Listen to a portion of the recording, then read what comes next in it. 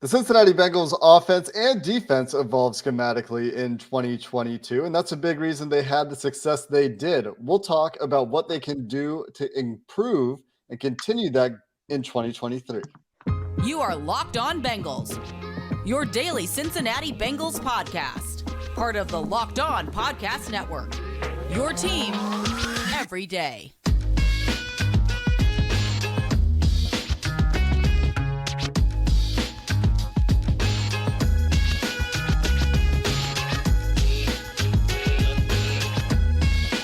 What up, Bengals fans, and welcome to another episode of the Locked On Bengals podcast. I'm your host, Jake Liscow. He's your host, James Rapien.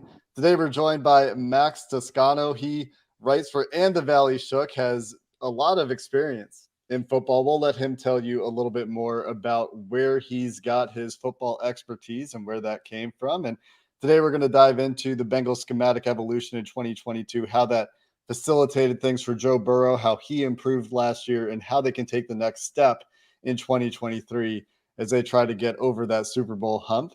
We're part of the Locked On Podcast Network. Of course, you can get this show free on YouTube, anywhere you get your podcasts. You can subscribe to make it easy to become a first listener. Join that first listen club. Make us your first listen every day. We appreciate all of you who do that and become an everydayer, and make sure you don't miss an episode of the Locked On Bengals podcast as we get into off-season mode, and we're going to probably have a few more guests than normal. Max, welcome to the Locked On Bengals podcast. Great to have you here. Let's start with just a little bit of your football background before we dive into things too much, so people know who you are, a little bit about how you came up in the football world.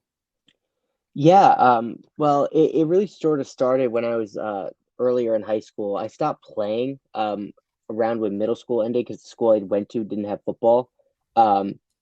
But, I really still enjoyed the game. So I just, I did a lot of reading. I did a lot of,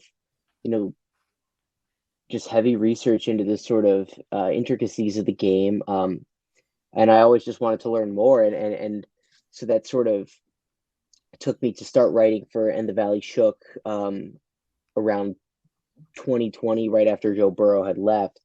And so that was where I was sort of able to build a little bit of a platform, as well as sort of continue to develop my knowledge. And I was able to, get in with the staff up at UConn for an internship opportunity last season, where I was working with the defensive staff during the week and on game days, doing some analytics stuff on the sideline, which was really, really cool. And it's just been a really, really good way for me to, kind of pursue the curiosity I have for the game. And Max, you wrote a really in-depth article on In the Valley Shook about the Bengals, like a full season film review. And I know that was right up Jake's alley. I think either he talked to you before or after it, but I checked it out last night, and there's a lot of things that I think we're going to ask you about. But let's start with Joe Burrow. One of the takeaways from this offseason program that Jake saw from all the way in Canada, just on clips, but I certainly noticed, was just the amount of play action that they were working on, especially during the OTA period. I didn't see it as much during minicamp last week, but during the OTA period, how would that benefit this Bengals offense, or would it benefit this Bengals offense if Joe Burrow would be more comfortable in play action, if they would rely on play action a bit more? Yeah, I mean, it would be really big. And I think that I don't know how much they necessarily need it, because I do think that what they were doing at the end of last year is fine. It's good. It's really good, and it certainly makes sense. But I think that the one shortcoming the Bengals have at the moment is that it's difficult for them to create really, really explosive plays, just because of how they're defended. And that's not to say that they aren't an explosive offense.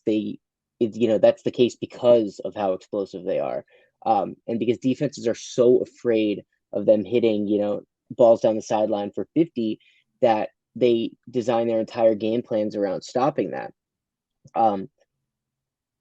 But you do need to keep defenses honest. It's always a game of cat and mouse, give and take, and adjusting to the adjustments. So I think that it's really sort of that final infinity stone, I think, for the Bengals offense, to be able to force teams out of those looks and make them make that impossible choice between getting gashed on the ground, and setting up stuff in the play action game. So I think if they can sort of create that little bit of sequencing between the run game and play action, not necessarily to say that you have to establish the run and do all that to run play action, because I think the data is pretty clear on that. But at the same time, they do need to force teams to put that extra guy in the box and create those one-on-ones on the outside if they want to create explosive plays. Now, if they want to go into the year, do what they did over the last half of the year and really just punish those those looks with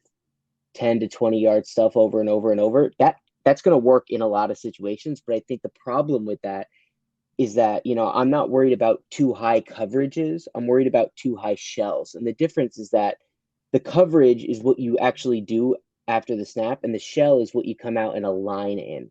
So if you're in a too high shell, you can really shift into pretty much anything out of that. So what the problem with that is that the Bengals can't key in when they say rotate to cover 3 or rotate to man and say, we're just going to call one of our explosive shot plays, because they don't know when it's coming, because they're able to disguise it out of those looks. So what, forcing them to load the box will do is get rid of that deception and allow the Bengals play callers to key in on when they get those one-on-ones on the outside so that they can take them. And I think that just statistically, getting those explosive plays back is a big deal. Yeah. Sorry, I was just going to ask, what did they do last year? You mentioned that they changed quite a bit, right? They went to this full shotgun game. They stopped having the unrelated, wasn't a criticism, under center versus shotgun game a lot of the time, where how they were aligning was dictating what they were doing quite a bit. They went to a big shotgun game last year. How did that help? And what do you think the next step is? Is it that they have to get back under center and Joe Burrow has to get more comfortable turning his back to the line of scrimmage, which is a criticism of this game? Or is it something that they can continue to do from being almost entirely a shotgun team? Yeah, I mean, it's certainly, I think, interesting. It depends on a lot of different factors. I think so. What they did last year, like you said, is they really went, full gun. We do everything from the gun.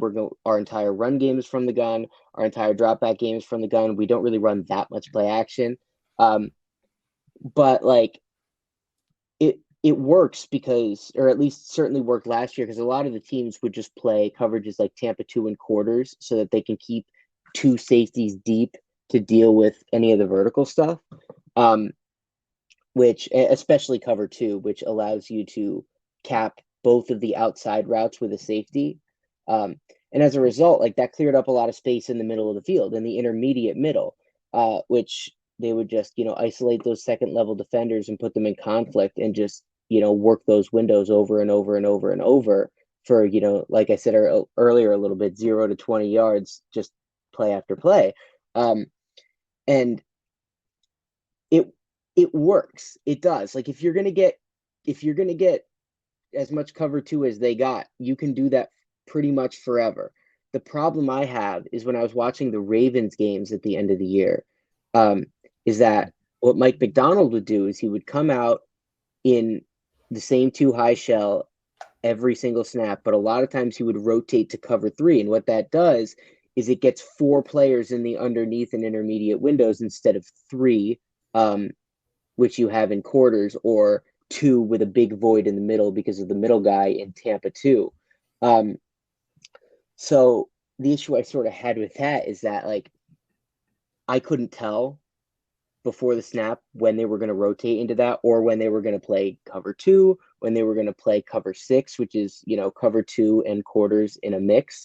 And as a result, like the Bengals didn't either. So they were calling their offense, to beat cover 2, which they had seen all year over and over.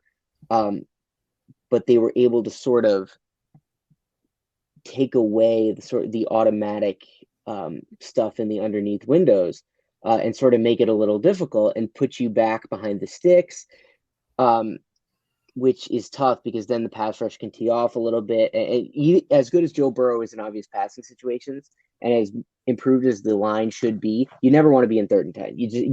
You're losing if you're in 3rd and 10 a lot. So I think that preventing that deception is the key going forward for the Bengals. But I don't know if the answer yet is to go back under center and start running the ball and set up play action, because I don't really think they have the players for it, because they only have one tight end and he's 6'2", 240. So I think that they may need to I think they may need to really get good at running out of the gun, and I think that may involve, which something that I don't think is actually a good idea, but schematically makes sense, which is using Joe Burrow's legs a little bit more to steal an extra number, or more realistically, diversifying the hell out of their RPO game so that they can, try to steal numbers that way. Because you look at the 11 personnel run teams, which is one tight end, one running back, three receivers, like the Eagles. That's sort of how they do it. It's just with a good offensive line, using the quarterback, and a ton of RPOs. Let's talk more about that. You mentioned the tight ends. That was something that you hit on in your film review as well. And this was obviously after the season, before the roster had settled a bit. So we will continue our conversation about the offense next, right here on Locked On Bengals. Today's show is brought to you by FanDuel. Baseball season is in full swing, and there's no better place to get in on the action than FanDuel. FanDuel is America's #1 sports book, and right now new customers get a no-sweat first bet up to $1,000. That's $1,000 in bonus bets back if your first bet doesn't win. All you have to do is go to FanDuel.com/lockedon. FanDuel.com/lockedon. And look, the Reds, well, they've been really, really interesting over the past couple of weeks, from Matt McClain to Ellie De La Cruz. So maybe you want to wager on them. Maybe you want to get in on action all across Major League Baseball, or look ahead to future NFL bets. You can do all of those things and so much more right now at FanDuel. So don't miss your chance to snag a no-sweat first bet up to $1,000 when you join FanDuel today. FanDuel.com/lockedon. Again, FanDuel.com/lockedon to sign up. FanDuel, official sports betting partner of Major League Baseball. So the Bengals add Irv Smith, and he'll take the Hayden Hurst role. There's not much depth at the tight end position, although they will use Drew Sample in split back situations from time to time. They'll use two tight ends from time to time in obvious running situations, and we might see some of that. We might not even see Irv Smith on the field in those situations, with Devin Asiasi, the third tight end on the roster right now. But we talked about stealing a guy. Joe Burrow will run the ball a little bit. We obviously saw that last year, especially as the year went on. There was a little bit more running in Joe Burrow's game, and planned running, or audible running, hot read kind of running, when there was wide open A gaps, for example. He would call his own number with the QB draw. But you also mentioned RPOs, and that's another thing that we noticed watching the clips out of minicamp and out of the OTA program. Play action and some RPO work was getting drilled quite a bit, I would say. What does that next step look like for the Bengals in that regard, to turn up the efficiency or find some explosive plays if they don't change their scheme wholesale around Joe Burrow in 2023? Yeah, I mean, just adding routes to your run schemes is a good way to steal an extra number. And so what I mean by that is, in your RPOs, you read a guy, and if that guy collapses into the run fit, you pull and you throw. And if he slow plays it and stays out of the fit, you give. And as a result, he's going to be either late or completely out of the run fit altogether, which starts to even the numbers back toward what you would get if you had more bodies in the blocking scheme. Now, in college, there are robust run games built entirely out of 11 personnel, where teams never need a second back or a fullback to create, that diversity, because they just put three guys in the pass concept on all of their run plays, because you got your six blockers and you got your three receivers. And so what that does is it makes defenses kind of defend a little bit of an abridged quick game concept as well, which makes them dictate numbers elsewhere. And it's really good against too high stuff, because those overhang defenders, those outside linebackers who are sort of between the slot receiver and the actual formation, are in a lot of conflict. But like, if there's a whole bunch of stuff you could do. And I think if you watch the Dolphins at the NFL level, you watch the Eagles, they package all different kinds of, they package like a slant flat, or, the Dolphins do with that cool slice post wheel thing that they run all the time. That if you just turn on like a clip of their RPOs, you'll see it 100 times and know exactly what I'm talking about. You can run, these 8-step glances from the X receiver, which LSU did a lot. And it, ironically enough, they can get a lot of what they need just by turning on the Joe Brady, Steve Ensminger tape from Burrows' senior year with Chase. And like you look at, I would suggest fans go watch the Oklahoma game for a lot of that, because they were just throwing RPO after RPO to Jefferson against Oklahoma. So there's just a lot of different stuff that you can do to conflict those second level defenders so that your 6 blockers are no longer as much of a mathematical limitation. And I think that if the Bengals are going to live in 11, which they pretty much have to at this point, for just based on how their personnel is. And again, it's hard to justify taking Tyler Boyd off the field for Drew Sample. I get it. That's what they're going to need to do. And they know that. I mean, it's clear. I think that based on what we're seeing and based on the fact that, they started to add some at the end of last year, I think they're aware. I'm just curious, who were you hoping they did add this offseason, tight ends wise, to get to that 12 personnel package? And you can list them, draft guys, free agents. Just go ahead, because I'm sure our listeners are curious. Well, my number one for a while is really banging the Darnell Washington drum, just because he's such a good 11 personnel guy, because he really is like an extra offensive lineman.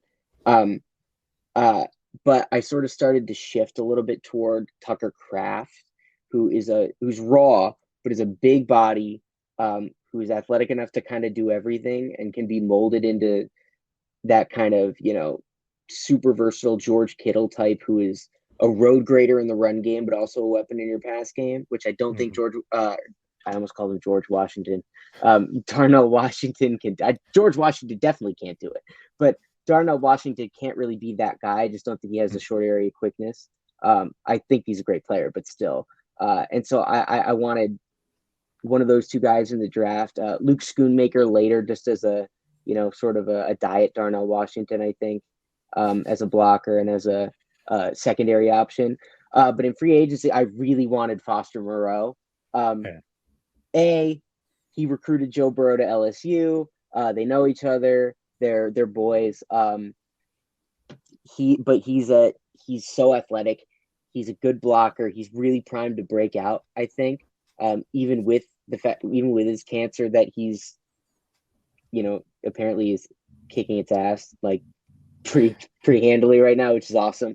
But like the LSU connection, the scheme fit, the fact that he can kind of do a little bit of everything, like he can add a little bit more as a blocker that Hurst couldn't, which would really boost the run game a lot. And I don't think he's much worse as a receiver. I wanted him so bad. But Gotcha. I'm glad I guess I'm glad he went to the Saints, because they caught his thing in their medical. And he's where he wants to be at home in Louisiana, but still, I wanted him.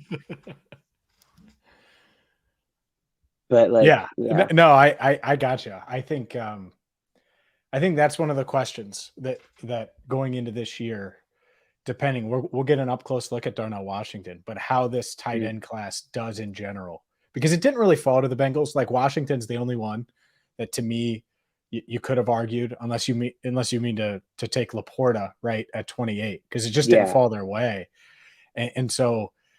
It's going to be one of those things that in a couple of years, maybe even next year, we look at like, man, that's the class they should have gotten a tight end, or maybe not. Maybe it works out with Irv Smith Jr. and they go this year by year situation. I'm not really actually criticizing their process though, because I'm glad they did not reach. I'm glad that they played the long game and tried to sort of get young, cheap, and deep on defense in anticipation of an offensive cap crunch. This is how you build a team. This is how you survive and contend year over year with an expensive quarterback and a couple of expensive receivers. So above all, I mean, like the thing about tight ends, the dirty secret about tight ends is that you can actually find them to fit your roles. I mean, like guys, like you look at, to me, one of the ideal 12 personnel teams in the NFL, the Seahawks, with Noah Fant and Will Dissly, although they throw Colby Parkinson, who I love, in there for 13 personnel. And those guys, you can find those guys. Don't force it at the expense of your team. So I do want to commend them for it. I think this was the class to get a game breaker at tight end, but I do question the need for that. I just think they are, as far considering the resources it'll always take to get a guy like that usually. But I do think that they need a little bit more in terms of versatility than a guy like Irv Smith, who is a good, player in space, good receiver, but he's the guy you put on the field, in my opinion, when you take the slot receiver off and you want to have a move guy in accordance with in conjunction with your inline blocker. And can they do that with him and Sample? Probably. Will they get criticized for it? Sure. Will it work? Depends on what they do. But I did want a little bit more depth, versatility, and sort of options.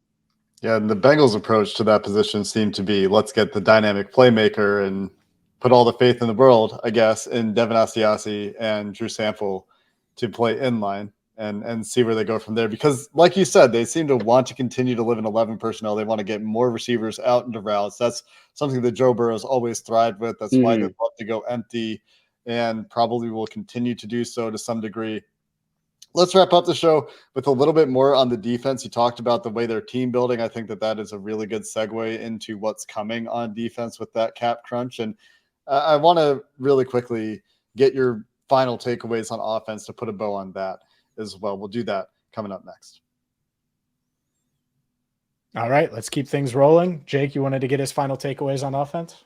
Yeah, let's put a bow on the offense, Max. If you were to come out of 2022, the direction of the NFL, the current composition of the Bengals roster in 2023 with one high level, like this is what they should be going toward in 2023. What would your top piece of advice be to kind of wrap up what we've talked about so far?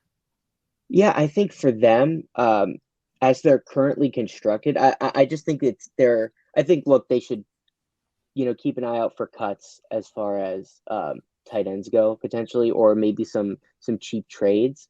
But at the same time, like as they're currently constructed, I think the big things they need to do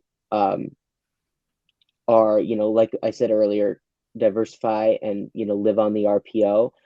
Maybe teach the receivers to block a little bit, like get T. Higgins with his big frame and long arms, digging out nickels in those 3x1 bunches so that you can run duo from 11 like 2019 LSU did a lot because Jefferson and Marshall were great blockers. But I think as it stands, yes, the NFL is shifting away from the spread and is shifting toward that sort of personnel fluidity, whether that's, versatile fullbacks, versatile second tight ends, or receivers who can block. I think the Bengals are in position to stay the course a little bit and actually be fine because of just how good Joe Burrow is as a West Coast, quick and intermediate quarterback. That like if you're gonna play cover two in quarters a lot, you're really gonna get hurt. Just death by 1,000 cuts. And so as a result, like I think there are going to be teams that aren't going to be, I think most teams aren't going to be quite as clever and able as Mike McDonald is to really disguise and hide his coverages. And I think most teams are going to continue to just get ripped apart by their spread out pass game. And I think that the addition of the RPO a little bit more, as well as the improvement of the offensive line, I think Orlando Brown is a great addition to, get downhill and run the football. And I think that helps you a lot. So I think that I really do think that they can stay the course and still be legit contenders. But I think with an eye toward the future, I think they should get on the sort of positionless flex personnel wave. But as it stands right now, I mean, like it is hard not to be optimistic, especially when you have, if you have a top 2-3 quarterback and 2 superstar receivers, it is just hard not to be really good. Let's switch gears and talk about the defense, which is hilarious to our listeners, the fact that I want to talk about the defense. But let's go there now. There's obviously some new faces on the back end. That safety room is completely revamped. If you had to guess, Max, how different is Lou Anarumo's defense this year? What tweaks do you think he'll make given the personnel that he has now on the back end?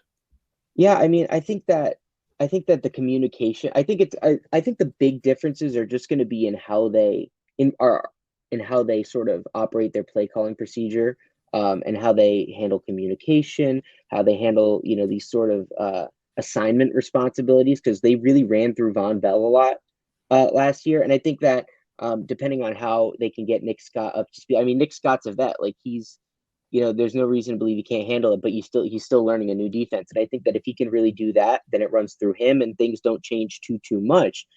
But I think that that's the big thing they have to figure out, and that's something that is hard to see on tape, and hard to really see how it impacts the game necessarily, because but it is a big thing in the room that they got to get figured out.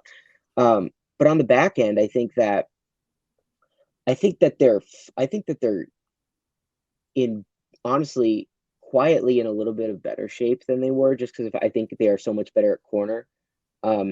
And I think they're going to be able to play a little bit more man than they have, which allows them to do a little bit more up front in terms of sending pressure and creating pressure. You can sort of, you can really squeeze those quick game quarterbacks and take away what they want to do in the underneath windows. And I'm really looking at the Browns with that, because they have 3 super quick gamey receivers with Elijah Moore and Amari Cooper being these possession change of direction underneath kind of guys. So you can really squeeze that and heat quarterbacks up a little bit more. But the safeties, I think the responsibilities mentally are going to be a little bit easier. But broadly, I don't think. I mean, it's hard it's hard if you're the Bengals to necessarily change, because they do everything. They're a chameleon. They're always changing. And really, it's what quarterback they're playing, what offense are they playing, what answer do they think they have that week?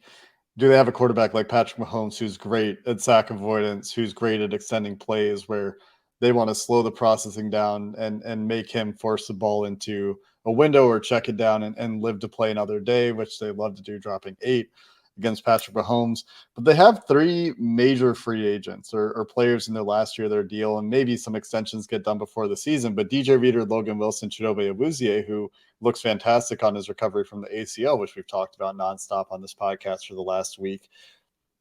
Do you see those guys as integral to this defense? Is there a priority there that, if you're making decisions for this Bengals front office and you're looking at all the money that's going to be spent on offense, that you're investing draft picks into the defense to have some cheaper, younger redundancy there. Are any of those guys we have to make sure we keep this guy because he's making this defense go? Yeah, I mean, it's hard because this is just the reality of a salary cap league. But you really want to say DJ Reader for this, because it's obvious. I mean, he is your best run defender. He opens up so much as far as flexibility in, how you fit the run. Because you can play down a gap a lot, because he can occupy a lot of space, deal with, 2 gaps, occupy doubles, and just eat space. But he's also a pretty good penetrator when you get into the 1 gap stuff, because he's just so explosive. So he is really the big cog in the, interior D line, which really has ripple effects across the structure of your defense. But he's going to be pretty expensive, and he's 28.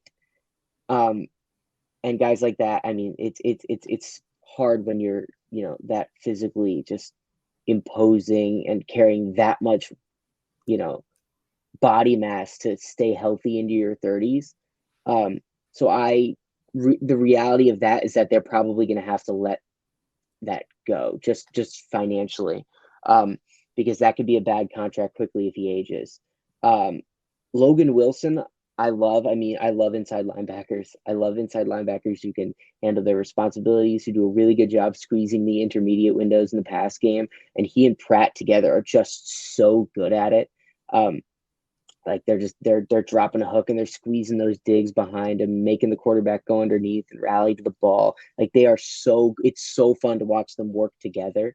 And you love a great pair of inside linebackers. It's going to be hard to carry 2 of them. But at the same time, I mean, I think it's pretty clear they're either going to keep none of the 3 or one of the 3. And I think that the cheapest will probably be Wilson. Cheapest and youngest will probably be Wilson at that point, of them and Awuzie. And I think that you draft DJ Turner to replace Awuzie. So I think that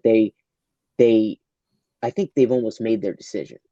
Yeah, it looks like they've drafted for the future, barring unforeseen little extensions, perhaps, and how Miles Murphy fits into this puzzle as well will be interesting.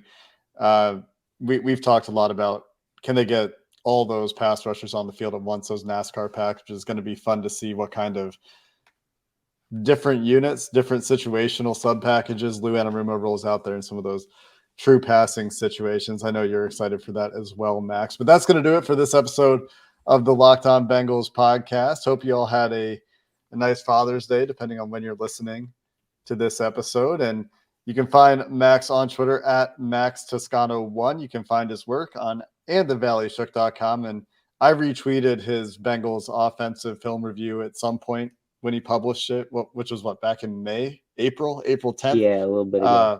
I'll make sure I tweet that out again because it's fantastic. Really good stuff for you guys.